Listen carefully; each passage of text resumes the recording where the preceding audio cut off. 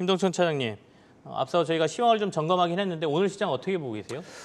앵커님이 아까 말씀을 하신 대로 네. 지금 시장 자체가 좀 지지부진한 흐름 속에 테마주 위주로 해서 좀 부각이 되는 주목이 받고 있는 시장인데 지난주에 시장이 좀 그래도 좀 훈풍이 불어서 가격 전체 전반적으로 상승을 하면서 네. 좀 좋았단 말이죠. 이번 주는 그에 좀 반대급부로 최근 상승했다는 단기 차익 매물이 좀 나오면서 뭐 하락하는 부분도 있고 단기성 테마주들은 좀 급등하는 경향이 있고 이런 식으로 좀 계속 왔다 갔다 하고 있는데 최근 뭐 본다고 하면은 그 외 이슈 뭐 우크라이나 러시아 이슈도 뭐 계속 재차 부담 요인으로 작용을 하고 있고 그리고 연중의 긴축 또한 계속 뉴스가 나오면서 시장에 부담이 있는 건 사실입니다. 당분간은 아마 3월 달까지는 이런 식으로 주가가 아마 등락이 이어질 것으로 좀 전망이 되고요. 네. 추세적으로 뭐 계속 상승 분위기가 이어질 거라고는 좀 생각은 하지는 않고 있습니다. 일단 4월이 시작되면은 이제 다시 한번 실적 시즌이 시작을 하고 있는데요. 뭐 실적 시즌이 시작한다고 항상 실적 시즌에 시작은 삼성전자와 LG전자 이제 실적 잠정치 발표로 시작을 하는데 일단 네. 이런 주요 기업들의 실적을 확인한 다음에 뭐 인플레이션이나 뭐 경기 침체 관련 지표들이 좀 더 완화가 된다고 하면은 좀 불확실성이 좀 제거가 되면서 상승 모멘텀이 생성이 될 수가 있다고 생각을 하고요.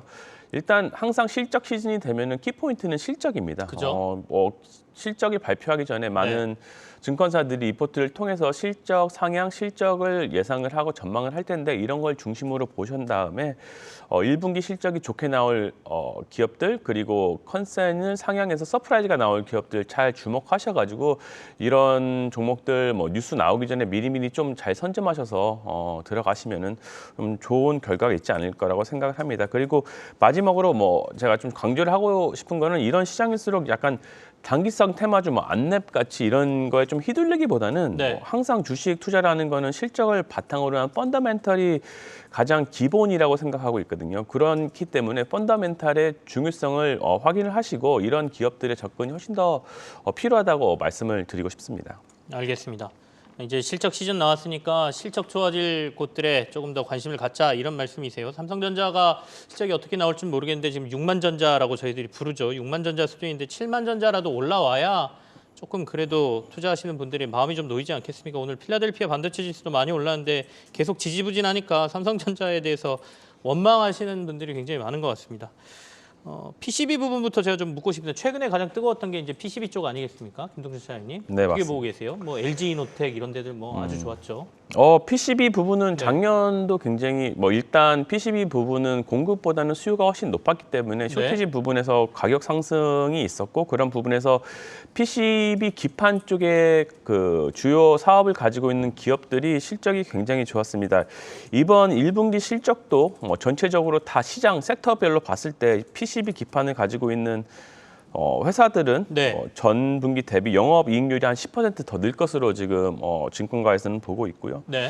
이게 왜 굉장히 중요하냐면은 매출도 굉장히 중요하지만 이 매출 성장 대비 영업이익률 증가 속도도 굉장히 중요한데 이 두 PCB 기판 업체들이 영업이익률 증가율이 굉장히 좋습니다. 이게 왜 그러냐면은 PCB 기판 자체가 뭐 좀 복잡해지면서 약간 고부가 중심의 사업이 되면서 더 비싸게 팔 수 있었다는 맞습니다. 이러면서 이제 미스 개선이 굉장히 확대가 되면서 실적이 좋게 나오고 있는데요. 게다가 최근에 환율이 1,200억 선을 돌파하고 계속 1,200원 초반에서 지금 네네. 있으면서 원달러 상승에 인한 환율 효과까지 있으면서 어떻게 보면은 뭐 그냥 있어도 굉장히 실적이 좋게 나올 게 더해다 플러스 알파 원 달러 환율까지 받쳐주면서 실적이 굉장히 좋을 것으로 예상을 하고 있습니다. 이런 부분에서 지난주에 PCB 기판 쪽 대장주들이 좀 상승을 좀 하고 이번 주는 그래도 좀 약간 눌림목 구간이 있다고 생각하고 있는데 어쨌든 실적이 또 나온다고 하면은 충분히 또 상승 모멘텀이 있다고 생각하고 있거든요. 그렇기 때문에 뭐 아까 앵커님이 언급하셨던 뭐 LG 이노텍 그리고 심텍 뭐 그리고 BH 등 이런 PCB 기판 업체들은 전 당연히 이번 1분기 실적 시즌에 가장 중요하게 보셔야 될 종목이라고 말씀을 드리고 싶고요. 이번 네. 주 같이 이렇게 약간 지지 약간 부진한 흐름이 네. 있을 때 조금 조금씩 담아가는 거 전 충분히 가능하다고 보고 있거든요. 네네. 그렇기 때문에 좀 이런 부분에 대해서 강조를 드리고 싶습니다. 지금 관련주로 3개 정도가 밑으로 나가고 있는데 심텍, LG이노텍, 삼성전기 이렇게 나왔거든요. 이 중에는 뭘 저희가 접근해야 돼요? 일단 LG노텍 같은 경우는 가장 좋은 실적도 좋지만 이제 애플카라는 항상 언제 튀어나올지 모르는 이제 뉴스가 있기 때문에 네. 뭐 일단 저는 무조건 가져가야 된다고 생각을 하고 있고요. 삼성전기는 그런 기판 쪽 사업, LMC 사업이 다 좋은데도 불구하고 주가가 가장 어떻게 보면 못 가고 올랐죠. 있는 그런 네. 부분에서 봤을 때는 투자 심리적으로 좀 약간 못 올랐던 종목들은 계속 또 못 오른다는 사람들이 또 심리가 있다고 저는 생각해가지고 네. 다른 종목이 급등할 때 좀 천천히 갈 수는 있으나 삼성전기도 좀 충분히 상승 여력을 봤을 때는 가장 큰 여력이 있다고 보기 때문에 삼성전기를 3개 중에서 본다고 하면 삼성전기가 가장 삼성전기가 부담 우선이고. 없이 접근을 할 수 있지 않을까. 그래도 LG이노텍은 계속 관심 가져라. 네, 맞습니다. 알겠습니다. 박소영 캐스터. 네. 저희가 PCB 기판 봤잖아요. 그거 말고 오늘 좀 점검해야 될 게 어떤 부분이 있어요? 오늘 좀 디스플레이 관련주도 살펴보고 싶은데요. 2차 전지 관련주들이 쉬어갈 때 이번 주 좀 상승을 이어왔습니다. 이 삼성전자가 LG 디스플레이 OLED를 공급받을 수 있을 것이란 기대감도 있고 이 호실적 분석도 이어지면서 관련주들의 훈풍이 불어오고 있는데요. 디스플레이 장비 소재주단에서 이녹스 첨단 소재나 주성 엔지니어링 등 이런 대표 종목들은 8거래일, 9거래일째 상승세를 이어오고 있는데 어떤 종목이 지금 신규 진입하기에 가장 좋을지 궁금한데 김동철 사장님 어떻게 생각하시나요? 일단 신규 진입에 대해서 말씀을 드리고자 하면은 말씀하신 것처럼 이녹스 첨단 소재 같은 경우는 지난 한 8일간 오르면서 어떻게 보면은 좀 조정이 중간에 있었으면은 접근하기가 그렇게 부담스럽지 않았을 텐데 8일 동안 연속으로 올랐다는 부분은 일단 좀 심리적으로 부담이 되는 건 맞거든요. 근데 이녹스 첨단 소재 같은 경우는 이 8일 상승 전까지만 보더라도 업계 그 디스플레이 OLED 이쪽 업계 평균 PER이 한 14배 정도 되는데 계속 11배 정도 그 수준에서 움직이면서 주가 상승 여력이 충분하다고 많은 전문가들은 계속 주장을 했습니다. 이런 부분에서 8일 동안 올랐다고 하더라도 아직도 저는 충분히 상승할 수 있는 공간이 있다고 보고 있고요. 저는 디스플레이 섹터를 볼 때 가장 중요하게 좀 보는 게 뭐 LG 디스플레이 대장주가 LG 디스플레이라고 저희가 생각을 할 수 있을 텐데 LG 디스플레이 같은 경우는 LCD, OLED 둘 다 영위를 하고 있기 때문에 지금 사실 생각을 해보면은 그 LCD 패널 가격은 계속 하락이나 뭐 아니면은 좀 약간 멈춰 있는 쪽, 약간 플랫을 반복하고 있지 상승을 하고 있지는 않습니다. 그렇기 때문에 LCD를 사업 부분을 갖고 있는 데는 어떻게 보면 이런 부분에서 부정적인 영향을 받을 수밖에 없어서 저는 디스플레이 하면은 가장 먼저 OLED를 집중적으로 보라고 말씀을 드리고 싶고요. OLED 업체 중에서는 그 이녹스 첨단 소재 말씀드렸듯이 이 부분이 OLED TV 패널 생산량이 증가에 따라서 이 회사도 역대 최대 매출 및 이익을 계속 경신하고 있기 때문에 이런 부분에서 뭐 OLED 전문 업체인 이녹스 첨단 소재 충분히 저는 접근 가능하다고 말씀드리고 싶습니다. 주성 엔지니어링은 어떻게 보세요? 오늘 보고서 나와서 주성 엔지니어링 발음이 잘 안 되네요. 좋게 보시는 분들이 있는 것 같은데 같이 한번 점검해 주시죠. 예, 주성 엔지니어링 같은 경우도 충분히 이제 그 OLED 연관 쪽에서 한다고 하면은 제가 다시 한번 강조드리지만은 OLED 자체 산업이 굉장히 지금 크고 있거든요. 뭐 지금 OLED 같은 경우는 지금 TV 부분도 원래는 TV 부분은 좀 OLED TV 부분이 좀 슬로우하긴 했지만은 올해 뭐 삼성 디스플레이까지 이제 OLED TV를 출시를 하는 등 이런 부분에서 예전에는 모바일이나 노트북 이런 부분에서 좀 집중이 됐다고 하면 올해는 이제 TV까지 확장을 하면서 OLED 영위하는 업체들은 충분히 실적이 좋게 나오고 상승 여력이 있을 수밖에 없기 때문에 뭐 두루두루 이런 섹터별로 그 중간 안에서 다 골고루 좀 유심 있게 보는 게 맞지 않을까 좀 말씀을 드리고 싶습니다. 알겠습니다. 오늘 시장에서 또 뜨거운 게 이제 게임주 쪽인 것 같은데 일단은 넥슨 GT는 합병에 대한 이슈 때문에 주가가 좀 많이 오른다 이렇게 파악이 되고요. 다른 게임주들은 조금 약간 서로 흐름들이 좀 다른 것 같습니다. 게임주 한번 점검해 보고 싶거든요. 이 넥슨 GT 말고 우리가 일반적으로 대장주라고 했던 것들 있지 않습니까? 위메이드가 한번 뜨겁게 올랐다가 지금 좀 주춤하고 있고 최근에는 컴투스를 좀 추천하신 분들도 꽤 많더라고요. 어떻게 보고 계십니까? 일단 저는 게임주를 볼 때 가장 중요한 게 게임주에서 뭐 NFT나 다른 사업 부분 아니면은 뭐 뭐 코인 이런 부분을 좀 연동 P2E 이런 걸 연동해서 하는 사업의 기대감보다는 네. 본업 자체의 게임으로서 얼마큼 이 회사가 게임을 잘 만들고 실적이 나오냐 저는 그게 가장 중요하다고 생각을 하고 있거든요. 위메이드가 P2E 플랫폼으로 굉장한 이제 사람들의 기대를 받고 주가 흐름이 굉장히 상승을 했지만 또 반대로 본업 외에 이제 다른 뭐 사이드라고 얘기해야 될까요? 이런 부분에서 좀 안 좋은 부분이 있다고 하면 다시 한번 급락하는 모습, 변동성이 굉장히 심한 모습을 보이고 있는데 전 항상 본업을 받쳐주고 그 다음에 뭐 P2E라든지 이런 기대감에서 사업 확장 부분이 있어야지 충분히 계속 꾸준하게 올라갈 수 있고 탄탄한 주가 흐름을 보일 수 있다고 생각을 하고 있습니다. 이런 부분에서 봤을 때 전 최근에 좀 눈에 띄게 본 게임 종목은 펄어비스를 좀 볼 네네. 수가 있겠는데요. 펄어비스는 지금 게임이 여러 가지 영위를 하고 있는 중에서 검은 사막 모바일이 중국 출시를 4월 20일에 한다고 지금 발표를 했습니다. 이런 부분에서 중국 출시를 하면서 한 연간 1,800억 원 로열티 수익을 기대를 하고요.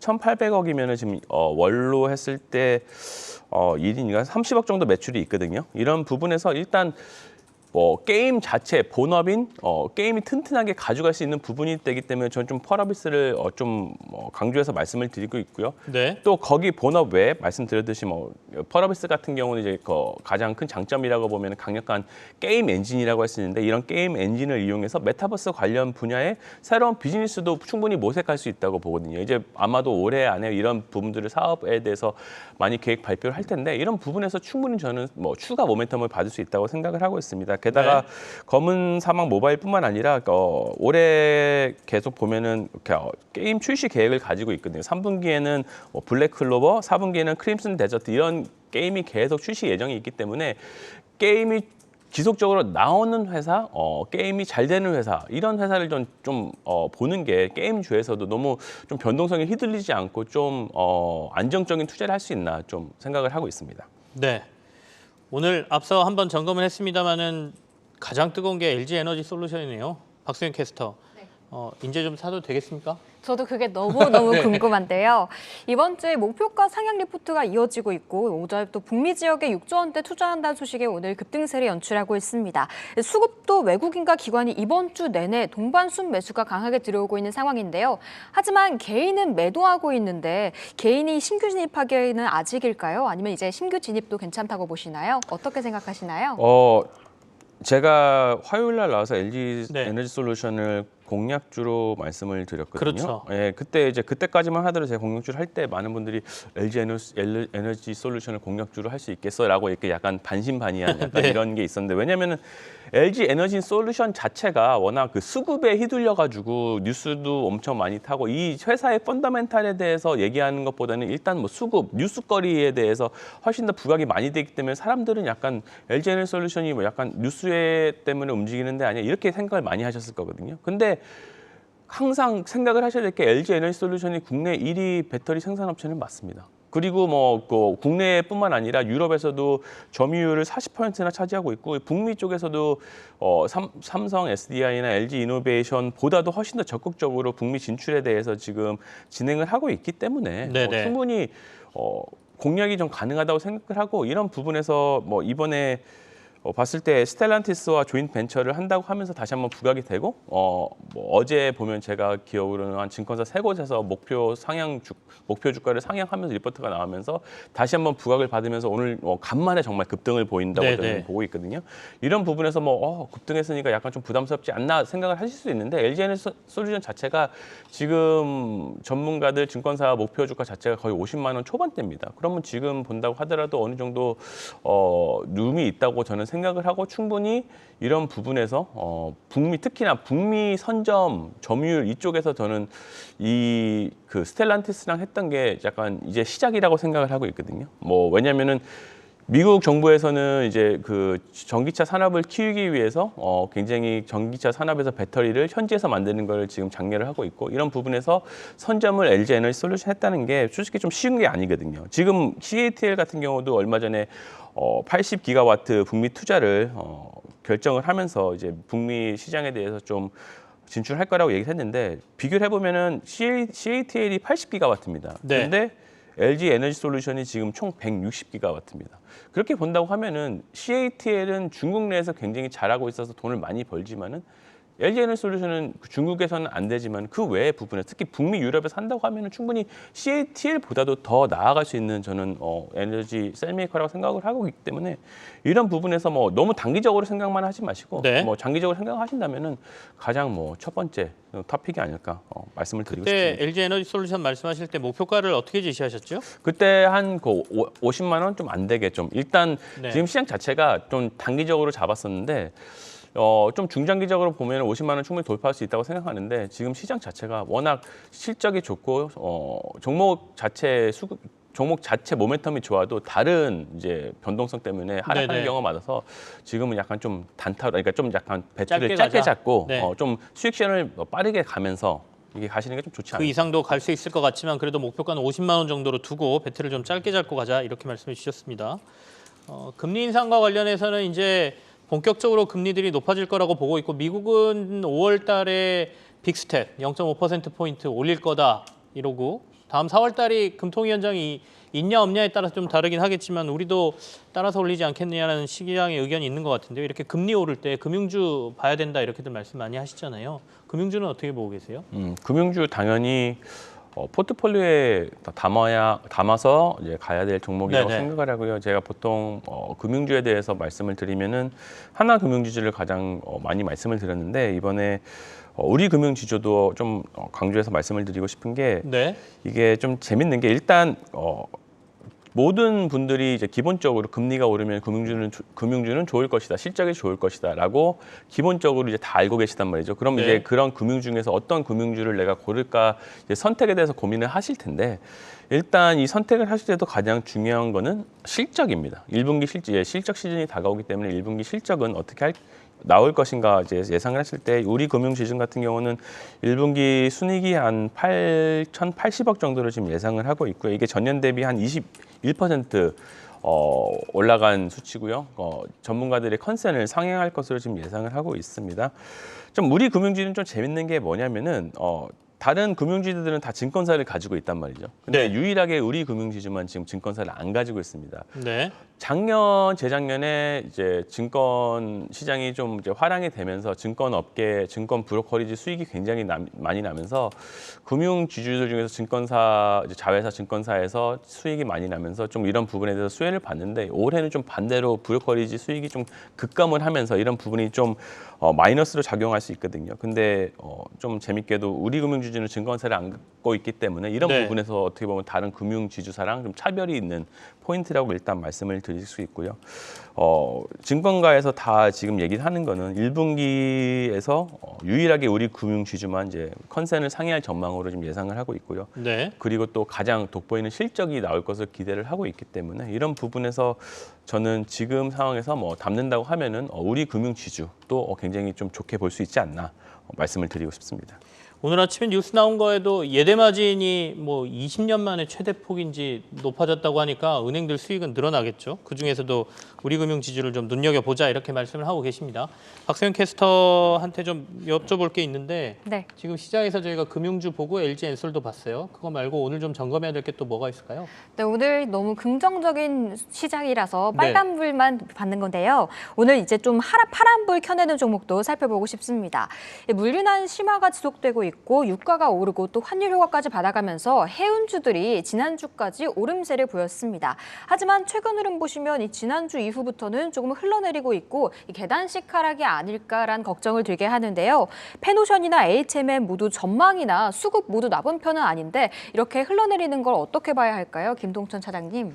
이게 참 어려운 게 네네. 해운주들은 실적이 좋아도 피크아웃으로 좀 지지부진하고 그래서 많은 사람들이 이제 포기를 할 정도 되면 갑자기 급등을 하고 또 다시 쫓아가서 들어가려고 하면은 다시 한번 좀 지지부진한 흐름을 보이고 네. 이게 그래서 굉장히 저는 어렵다고 생각을 하거든요. 그래서 저는 해운주들을 생각할 때는 일단 대표적으로 H&M이랑 페노션을 줄 수가 있는데 두 개의 전 주가 흐름으로 봤을 때 페노션보다는 그래도 좀 H&M이 좀 더 낫지 않나 생각을 개인적으로 하고 있고요. 네네. H&M 같은 경우도 이게 단기적으로 볼 거는 좀 저는 아니라고 생각을 합니다. 그리고 참조를 해야 될 게 작년이랑 작년에 이 주가 흐름이 어떻게 되었나, 그 작년 이제 그 기간에 따라서 어떤 이벤트가 있었나 이런 걸 좀 바탕이 돼가지고 좀 보는 게 맞거든요. 작년 제 기억으로는 컨테이너선 같은 경우는 좀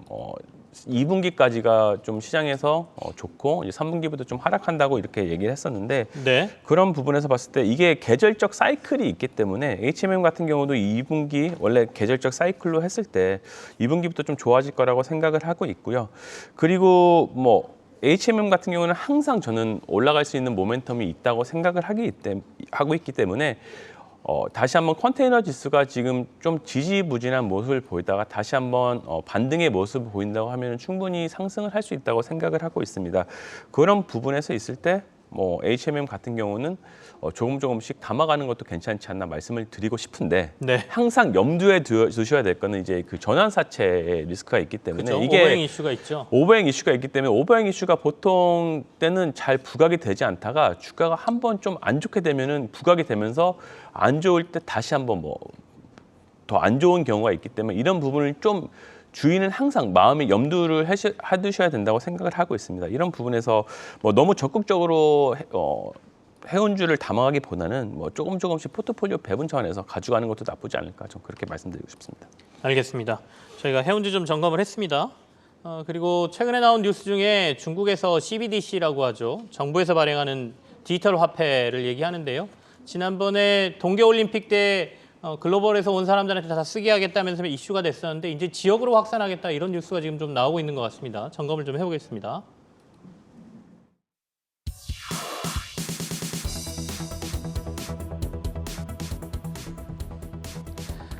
네, 패러다임 랩스의 김병희 대표가 연결돼 있습니다. 김 대표님. 네, 안녕하세요. 이 이슈는 결국에는 우리나라 가상자산부터 시작해서 뭐 NFT까지 영향을 좀 미칠 것 같은데 어떻게 봐야 됩니까? 네, 최근에 중앙은행들이 CBDC, 즉 중앙은행에서 발행하는 디지털 화폐 연구 개발에 좀 속도를 좀 내고 있습니다.